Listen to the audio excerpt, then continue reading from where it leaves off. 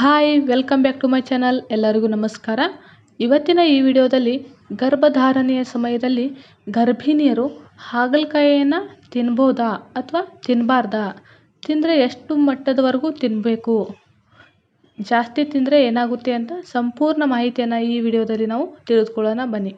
ಹಾಗಲಕಾಯಿಯಲ್ಲಿ ಹಲವಾರು ರೀತಿಯ ಪೋಷಕಾಂಶಗಳು ಇರುವಂತಹ ಕಾರ್ಬೋಹೈಡ್ರೇಟ್ಸ್, ಪ್ರೋಟೀನ್ಸ್, ಕ್ಯಾಲ್ಸಿಯಮ್ಸ್, ಕಬ್ಬಿನಾಂಶ, phosphorus, magnesium, manganese, folate, vitamin A, vitamin C ಇತ್ಯಾದಿಗಳು ಇವೆ. ನಾರಿನಾಂಶವೂ ಕೂಡ ಅಧಿಕವಾಗಿ ಇದೆ. ಈ ತರಕಾರಿಯಲ್ಲಿ ಕ್ಯಾಲರಿ ಕೂಡ ಕಡಿಮೆ ಇದೆ. ಆದರೆ ಗರ್ಭಿಣಿಯರು ಇದರ ಸೇವನೆಯಿಂದ ದೂರ ಇರಬೇಕು. ಯಾಕಂದರೆ ಇದರಿಂದ ಗರ್ಭಿಣಿಯರಿಗೆ ಹಲವಾರು ಸಮಸ್ಯೆಗಳು ಉಂಟು ಆಗುವಂಥ ಪೋಷಕಾಂಶಗಳು ಜಾಸ್ತಿ ಇವೆ. ಗರ್ಭಿಣಿಯರು ಹಾಗಲಕಾಯಿಯನ್ನು ತಿನ್ನುವುದರಿಂದ ಅವರಲ್ಲಿ ರಕ್ತಹೀನತೆ ಕೊರತೆ ಆಗ್ಬೋದು. ಯಾಕಂದರೆ ಹಾಗಲಕಾಯಿಯಲ್ಲಿ ಇರುವಂಥ ಅಂಶವು ಕೆಂಪು ರಕ್ತದ ಕಣಗಳಿಗೆ ತೊಡಕುಂಟು ಮಾಡುವುದು ಮತ್ತು ಇದರಿಂದ ಅಂಗಾಂಗಗಳಿಗೆ ಸರಿಯಾದ ಆಮ್ಲಜನಕ ಪೂರೈಕೆ ಆಗದೇ ಇರಬಹುದು. ಇದರಿಂದ ಗರ್ಭಿಣಿಯರಲ್ಲಿ ರಕ್ತಹೀನತೆ ಕೊರತೆ ಕಾಡಬಹುದು. ರಕ್ತಹೀನತೆಯು ತೀವ್ರವಾದರೆ ಆಗ ಇದರಿಂದ ಅಕಾಲಿಕ ಹೆರಿಗೆ ಆಗ್ಬೋದು, ಮಗುವಿನ ತೂಕ ಕಡಿಮೆ ಆಗ್ಬೋದು. ಆದ್ದರಿಂದ ಗರ್ಭಿಣಿಯರು ಆದಷ್ಟು ಹಾಗಲಕಾಯಿಯಿಂದ ದೂರ ಇರೋದು ಒಳ್ಳೆಯದಂತ ಹೇಳ್ಬೋದು.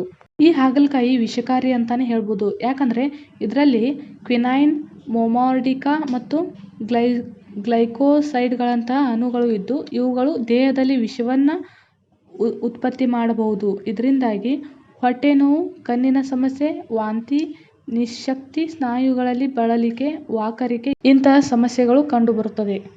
ಹಾಗೆಯೇ ಈ ಸಮಯದಲ್ಲಿ ಹಾಗಲಕಾಯಿ ಮತ್ತು ಹಾಗಲಕಾಯಿ ಬೀಜವನ್ನು ಸೇವನೆ ಮಾಡಿದರೆ ಅದರಿಂದ ಹೊಟ್ಟೆಯಲ್ಲಿ ಸೆಳೆತ, ಅಜೀರ್ಣ, ಅತಿಸಾರ ಮತ್ತು ಹೊಟ್ಟೆ ನೋವು ಕಂಡುಬರುವುದು. ಹಾಗಲಕಾಯಿ ಜ್ಯೂಸ್ ಕುಡಿದರೆ ಅದರಿಂದ ರಕ್ತಸ್ರಾವ ಕೂಡ ಆಗುವಂಥ ಸಂಭವವಿದೆ. ಆದರೂ ಕೂಡ ಕೆಲವರಿಗೆ ಹಾಗಲಕಾಯಿ ಅಂದರೆ ಪಂಚಪ್ರಾಣ. ಹೀಗಾಗಿ ಇಂಥವರು ಗರ್ಭಧಾರಣೆಯ ಸಂದರ್ಭದಲ್ಲಿ ಅದನ್ನು ತುಂಬ ಕಡಿಮೆ ಪ್ರಮಾಣದಲ್ಲಿ ಸೇವನೆ ಮಾಡಬೇಕು. ಅಂದರೆ ವಾರದಲ್ಲಿ ಒಂದು ಸಲ ತಿನ್ನಬೇಕು, ಇಲ್ಲಾಂದರೆ 1 ಕಪ್ನಷ್ಟು ಹಾಗಲಕಾಯಿ ಸೇವನೆ ಮಾಡಿದರೆ ಸಾಕು. ಆದರೆ ಈ ಸಮಯದಲ್ಲಿ ಹಾಗಲಕಾಯಿ ಬೀಜಗಳನ್ನು ನೀವು ಸಂಪೂರ್ಣವಾಗಿ ಕಡೆಗಣಿಸಬೇಕು. ಯಾಕಂದರೆ ಇದರಿಂದ ಸಮಸ್ಯೆಗಳು ಕಾಡುವುದು ಮತ್ತು ತೊಂದರೆಗಳು ಕಾಡಬಹುದು. ಇದರಲ್ಲಿ ಕೆಲವೊಂದು ರೀತಿಯ ರಾಸಾಯನಿಕಗಳಿದ್ದು ಅದರಿಂದ ರಕ್ತಹೀನತೆ, ವಾಕರಿಕೆ ಮತ್ತು ಹೊಟ್ಟೆ ನೋವು ಕೂಡ ಕಾಣಿಸ್ಬೋದು. ಹಾಗೆಯೇ ಮೊದಲ 3 ತಿಂಗಳು ಕೂಡ ಹಾಗಲಕಾಯಿಯನ್ನು ಗರ್ಭಿಣಿಯರು ಸೇವಿಸಲೇಬಾರದು. ಯಾಕಂದರೆ ಹೆಚ್ಚಾಗಿ ಜೀರ್ಣಕ್ರಿಯೆ ಸಮಸ್ಯೆ ಕಾಡಲು ಶುರುವಾಗುತ್ತೆ.